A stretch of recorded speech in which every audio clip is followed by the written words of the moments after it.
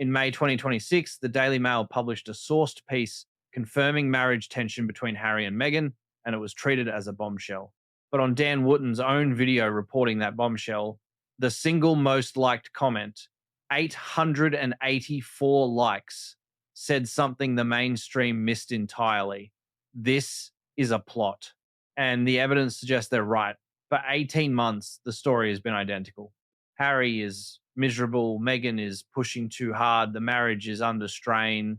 18 months of that story, sourced, attributed, reported, picked up, discussed, and 18 months of not one divorce filing. Not one public break, not one verifiable off script moment from either party.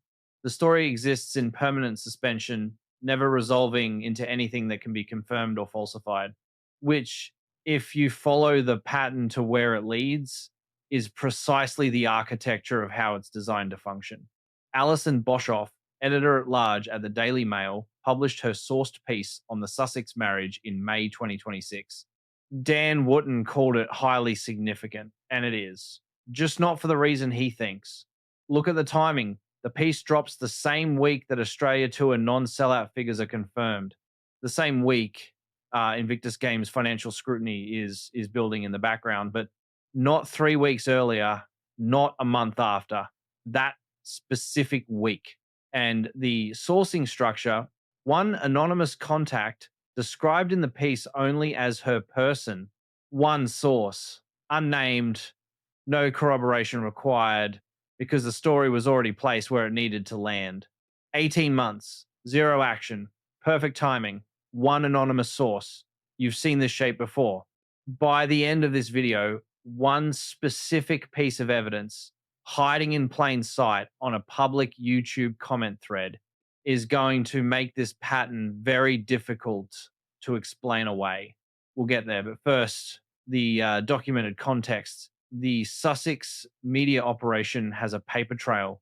Camilla, Tominey, royal correspondent at The Telegraph, has spent years building that trail through her coverage of how Harry and Meghan have historically managed information. Her reporting on the Megxit period offers the clearest case study. In January 2020, the news that Harry and Meghan were proposing a half-in, half-out arrangement with the monarchy broke, not from the palace, not from a government statement, but from a leak, a deliberate one, placed in a chosen outlet at a chosen moment before the palace had any opportunity to control the framing. The Sussex operation released its own story on its own terms. In the publication that served its own purpose, the palace was furious. The Duke and Duchess expressed surprise, and the narrative ran exactly as the leak had intended it to run. That case study matters here, not because the situations are identical, but because it established a proof of concept. When the pressure is high enough, the Sussex operation has historically chosen to control the narrative rather than absorb it. A source leak is not a loss of control. It is control executed at a specific moment. What Tominey's documented coverage suggests, and it's important to be clear that none of this establishes deliberate coordination in the current situation, is that this is not a couple with an accidental relationship to the press. The timing of what information reaches which outlet and when has been historically an operational instrument. Not every story, but with enough consistency to establish a pattern that is visible in the record. Valentine Lowe, royal correspondent at the Times and author of Courtiers, documented the same structural logic from a different vantage point.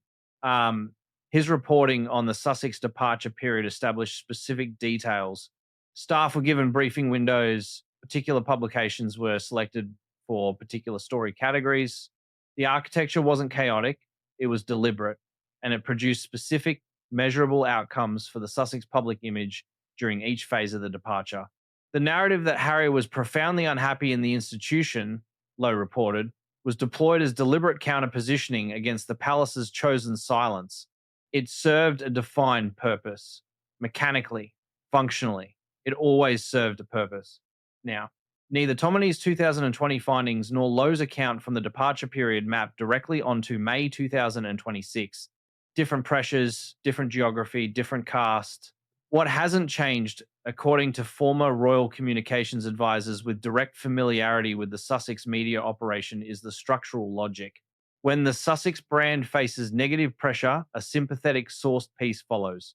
One contact, one outlet, one timed release. The coverage absorbs the bad news cycle. One source, one outlet, perfect timing. The first time you see it, it reads as coincidence. The second time, it reads as pattern. By the third, fourth, fifth consecutive appearance of the same structural sequence, the word coincidence stops doing its job. Sound familiar? The pattern Tominey documented and low detail didn't dissolve when the Sussex household relocated to California. What the evidence suggests is that it relocated with them.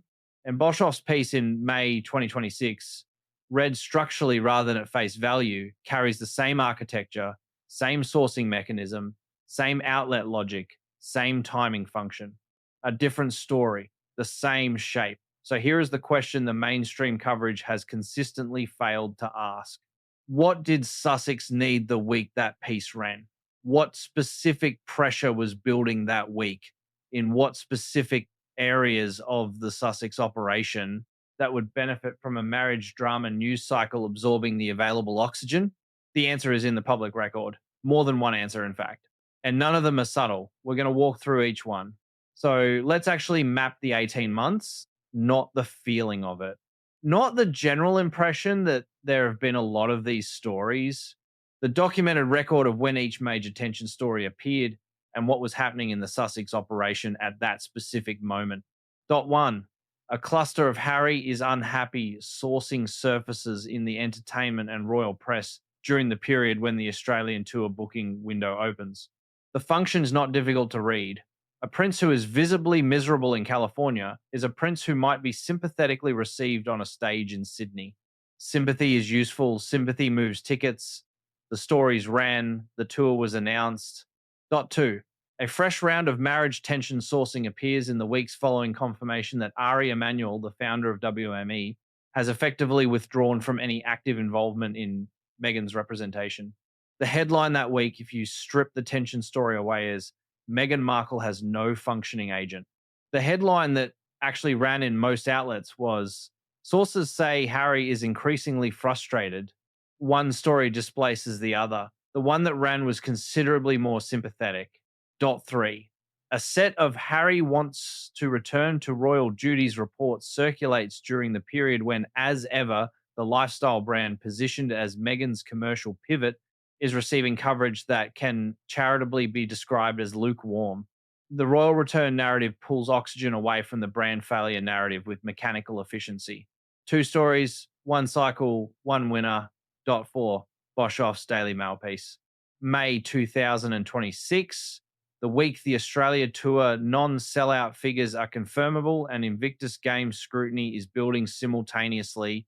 Not one pressure point, multiple compounding ones. Marriage drama is not just a distraction from one bad story. It is a single story solution to several bad stories at once. You absorb the news cycle across multiple problem areas with one well-placed piece in one well-chosen outlet. 4 pressure points, 4 story drops, each one arriving when the Sussex operation needed a reset. This is either the most punctual series of coincidences in modern royal reporting history, or it is something else entirely. Nothing in this analysis confirms that Boshoff or any journalist who has run a tension story was misled or acted in bad faith. A well-placed source and good faith journalism are not mutually exclusive. Sources select what they share. Editors trust their sources. That is not a failure of journalism. That is how narrative operations work at a sophisticated level. Now, Dan Wootton described the Sussex financial situation on camera as no money and a basket case economy. He was working from what Boshoff's piece reported and what Tash observed. Both credible, neither went further than the surface figure. The public record does. Archwell Foundation is registered in the state of Delaware. Delaware's charity regulatory structure is notably permissive regarding the ratio of fundraising income that organizations may retain for operational and administrative expenses rather than directing toward actual program delivery. This is not a secret. It is a documented feature of Delaware charitable registration that has been noted in public charity law analysis. The practical implication is that the gap between what donors contribute to Archwell and what reaches the charitable programs Archwell claims to fund may be considerably wider than donors would assume. The exact breakdown is a matter of specific filings. Those filings are public. The Archwell Foundation's Form 990, the annual financial disclosure required of all US nonprofits by the IRS, is a publicly accessible document. What it shows about the ratio of program spend to administrative and operational costs is, as of this analysis, something this channel intends to walk through in detail in the next video. The numbers are available. They have been available. Nobody has read them on camera at length. The second data point, the claim that George Soros's charitable organization underwrote the Columbia tour at a reported cost of $4 million comes from Tom Bauer's published account. The Open Society Foundations, the network of charitable organizations associated with Soros, maintains a public grants database. Bauer's $4 million figure has not been independently verified in this analysis, and it would be irresponsible to present it as confirmed fact. What is accurate is that the database is searchable, and the question of which specific grant funded a week-long diplomatic tour at that reported cost is a question the public record should be capable of answering. Why does this matter here in a video about the manufactured tension narrative? Because if the philanthropy model is financially hollow and the public filings suggest the question is worth asking, then the entire Sussex brand proposition depends on narrative rather than demonstrable impact. You cannot afford to let bad news run uncontested when the model itself requires the story to stay clean. Controlling the narrative is not a preference in that situation. It is a structural requirement, which means the 4 timing correlations we just walked through are not surprising if you understand the financial architecture underneath them. They are logical, necessary even. The operation cannot function without them. The question the mainstream coverage keeps not asking is not whether the tension is real. The question is who benefits from the tension being reported at that specific moment, in that specific outlet, with that specific sourcing structure. The answer across 18 months of public record has been consistent. Now, for the piece of evidence we promised at the start, not a leaked document, not a palace source, not a royal correspondent with access to a briefing. The most telling response to the Boshoff bombshell came from a YouTube comment thread, specifically from the comment thread underneath Dan Wootton's own video covering the story, published the same day the piece ran. The single most liked response on that video, with 884 votes, did not celebrate the revelation. It did not agree with Wootton's reading that this was a significant independent vindication. The most liked response said this: "It is a plot of Harry and Meghan to get Harry back into the family and later bring Meghan. They are sharks. Never trust them." 884 people agreed with that reading before most journalists had filed their second paragraph on the story. Below it, with 49 likes, "I don't believe they will ever divorce." This is manipulation on their part, playing the victim card. And below that, with 71 likes, a comment that laid out the entire structural argument in detail. The Archwell Delaware registration, the half in, half out play, Harry as the forward position, establishing presence in the UK while Meghan waits in California. A gradual re-entry strategy executed in stages, with the unhappy Harry narrative providing the sympathetic scaffolding for each stage. Written in a YouTube comment, before any analytical piece treating the question seriously had been published anywhere. The audience read the shape before the journalist named it. These are audience readings, not verified intelligence, and they are presented here because the alignment between independent public instinct and the documented timing record is, at a minimum, worth examining carefully. Multiple observers who have tracked the Sussex media operation over the departure period and beyond have noted a recurring feature. The unhappy Harry frame does not function as a single story. It functions as a multi-purpose instrument: sympathy generation, re-entry narrative logic, blame deflection, 3 functions, 1 story deployed repeatedly at convenient intervals. The audience, unprompted, identified all 3. Now, here is what the coverage has consistently missed and what deserves to be said directly. The Daily Mail's war with Harry and Meghan does not make the Mail immune to the Sussex narrative operation. It makes the Mail more susceptible to it. Follow the logic carefully. The Mail needs the Sussex drama, not as an editorial preference, as a structural requirement of the investment it has made in this story over years. The legal battles, the counter campaigns, the sustained coverage commitment, none of that makes commercial sense unless the story keeps delivering engagement. Without a compelling and continuously developing Sussex narrative, the Mail's editorial investment looks disproportionate to the subject matter.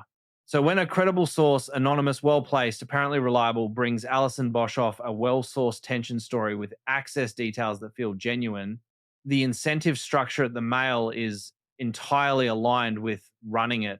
The Mail is not being manipulated against its will. It is being offered exactly what it needs at the moment it needs it by a source whose identity conveniently cannot be challenged. The enemies need each other. One needs the drama to sustain its editorial position. The other needs the coverage to survive commercially. The war between them is real. The codependency underneath the war is also real. Both things can be true simultaneously. And a sophisticated operation would understand that dynamic and use it.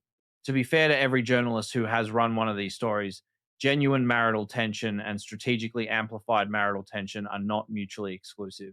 Marriages under sustained financial and professional pressure do fracture in real and unmanaged ways. The analytical point here is not that the tension is fabricated. The point is that even real tension, when it surfaces in the press at consistently convenient moments through consistently identical sourcing structures, has been operationalized. The fracture may be genuine.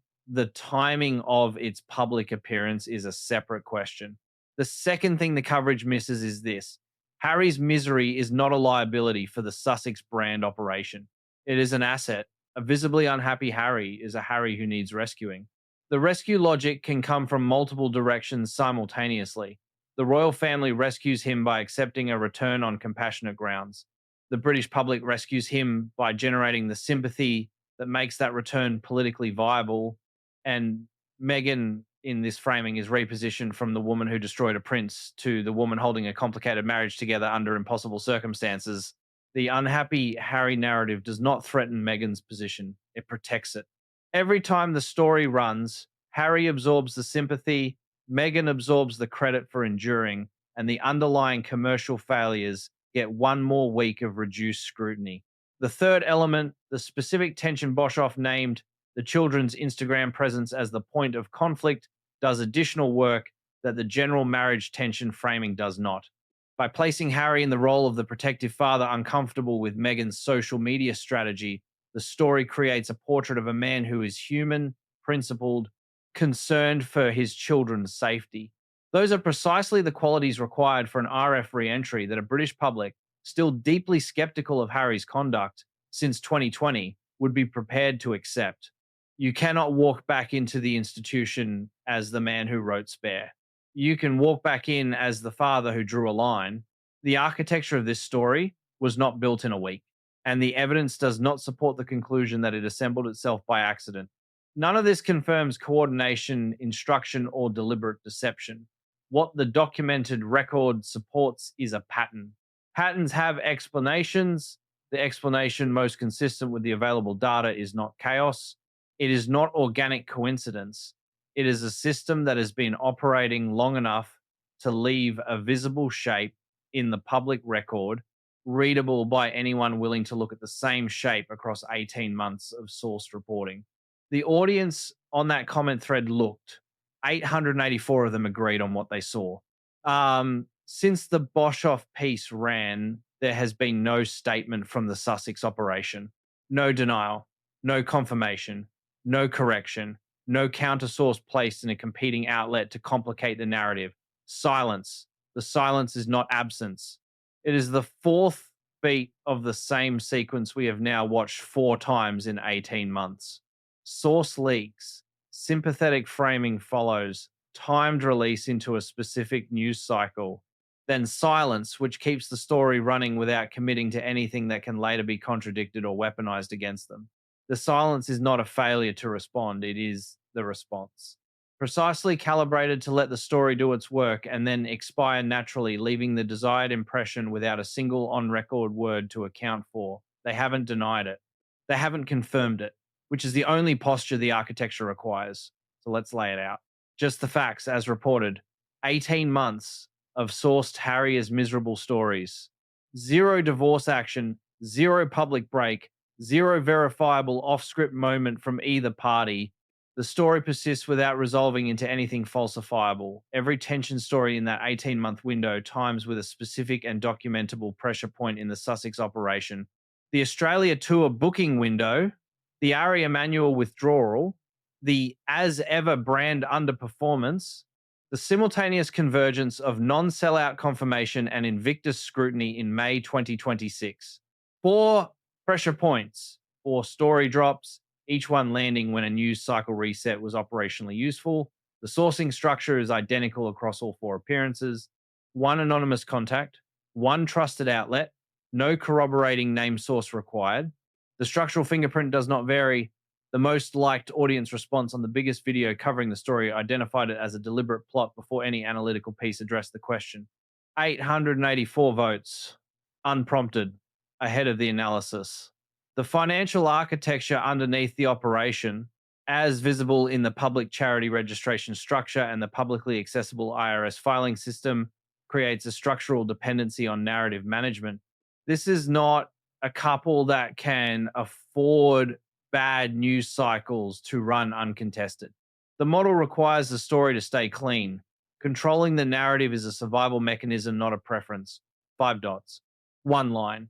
To be fair, and this point deserves to be made clearly, none of the correlations documented here prove intent.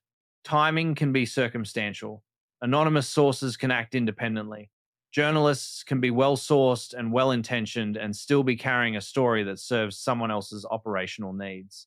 The argument here is not that anyone acted dishonestly. The argument is that a pattern this consistent across this many data points over this extended a period warrants a different question than the one mainstream coverage has been asking. The question is not whether the tension is real. The question is who benefits from it being reported, when it is reported, in the way it is reported. All claims in this analysis are drawn from publicly available reporting, documented timelines, and audience response data. No allegation of bad faith is directed at any specific journalist or publication. The pattern does not need your belief to function. It needs enough data points. At 18 months, it has them. So when the next Harry is miserable story drops, and it will, you have a framework now. Map the timing against what Sussex needed that week. Find the pressure point. Cross-reference the sourcing structure. The pattern will be there, the same shape, the same 4 beats, the same silence at the end. The Daily Mail did not expose a marriage in crisis. It became one more data point in a pattern it does not know it is part of. That is not a criticism of the Mail. That is a description of what a well-designed system looks like from the outside. The next piece is already forming for anyone willing to look at the same shape one more time. I want to ask you one specific question before you go. Not about the general story, but about this. If the half in, half out play is already in motion, as the most detailed comment on that thread argued, what does the actual RF re-entry look like in practice? Does Harry arrive first, alone, on welfare grounds, and only then does Meghan's return become a thinkable proposition? And if that is the play, what does Meghan do in the window between Harry re-establishing presence in the UK and her own position becoming viable again? The comment section on this story has been consistently ahead of the mainstream analysis. I am genuinely curious whether it is ahead on that question too. If the framework in this video is something you want to keep applying as new stories emerge, the next 2 videos in this sequence are going to be considerably more specific. The Archwell Foundation form 990 walkthrough is next, not a summary. A line-by-line read of the publicly available IRS filing, the one that shows exactly what ratio of donated income reaches the charitable programs Archwell claims to fund. Those numbers have been sitting in a public database for 2 years. Nobody has walked through them on camera. We are going to, if you want to be in the room when that happens, the subscribe button is the only reliable way to make sure the algorithm puts it in front of you. The bell is the insurance policy. On top of that, after the Form 990 video, the Invictus Games Foundation, the UK Charity Commission filings are public record. The original founding trustees have departed. The financial questions being raised in comment threads and independent reporting are specific and documentable. We are going to document them. 6 dots so far, 1 pattern. The 7th is already visible. We will see you at the next dot.